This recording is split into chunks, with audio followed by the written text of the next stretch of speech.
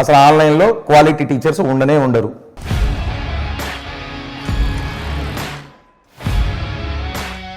వచ్చిన తర్వాత ఇక్కడికి వస్తే వాళ్ళు రూమ్ ఇవ్వనన్నారు. అదంతా స్టూడియో ఇవన్నీ చూసి భయపడ్డారు వాళ్ళు, మేము ఇవ్వనని అన్నారు. కొంచెం స్ట్రగుల్ కావడం జరిగింది మధ్యలో. నవీన్ సార్ని నేనైతే చాలాసార్లు నేనంటే పర్సనల్గా వెళ్ళి ఇంటికి వెళ్ళి కలవడం. సార్ తోటి ఏంటంటే ఏం కాదు ఇవన్నీ మామూలే.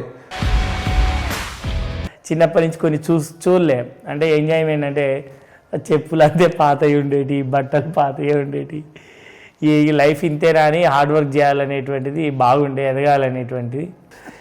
అప్పుడు నేను నా 6th 7th నుంచే నేను పాలు కూడా అమ్మేశాను.